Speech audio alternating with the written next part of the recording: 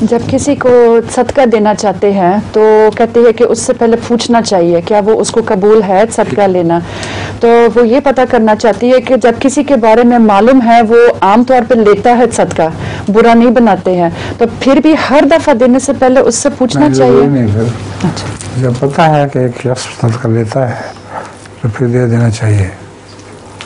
حضرت صلی اللہ علیہ وسلم کے زمانے میں صحابہ رات کے وقت نکلا کرتے تھے صدقہ دینے کے لیے, کیونکہ ان کو خیال ہوتا تھا کہ ریاکاری نہ ہو جائے, کہیں کوئی دیکھ لے تو اس احسان کا بدلہ اتارنے کی کوشش کرے.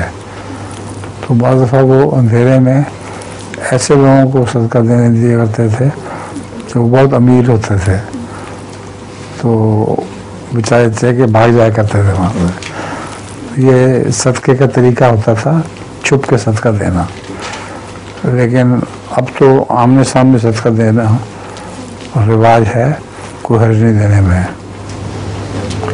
چھپ کے دینا ہو تو جماعت کی معرفت صدقہ دلوا سکتے ہیں. لطیفہ ہے, سنائیں. ایک آدمی ہوتا ہے, اسے دو قبیلوں کی لڑائی دیکھنے کا بہت شوق ہوتا ہے.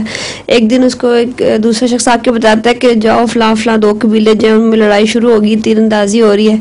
وہ جا کے تو دونوں قبیلوں کے جو درمیان میں جا کے کھڑا ہو جاتا, دیکھتا ہے ادھر سے تیر آتا ہے, ان کو لگتا ہے ادھر سے تیر. وہ دیکھتے تو اس ایک تیر نا اس کے دماغ کے آر پار ہو جاتا ہے. اسی وقت اس کو لے کے جاتے ہیں جلدی ہاسپٹل میں. تو آپریشن کرنے کے لیے جو سرجن ہوتے ہیں وہ کہتے ہیں کہ یہ تو بچنے کا اس کا چانس ہے, لیکن مسئلہ ہے اگر اس کا یہ تیر نکالا نہ تو شاید اس کا دماغ ہل جائے گا, یہ خطرہ ہے, اس لیے آپریشن کریں یا نہ کریں. وہی باتیں کر رہے تھے, اس کو ہوش آ جاتی ہے اور سرجن کو کہتا ہے کہ بے فکر ہو کے تیر نکالو, میرے سامنے دماغ ہو رہا تھا, میں وہاں کھڑا ہی کیوں ہوتا. ٹھیک ہے.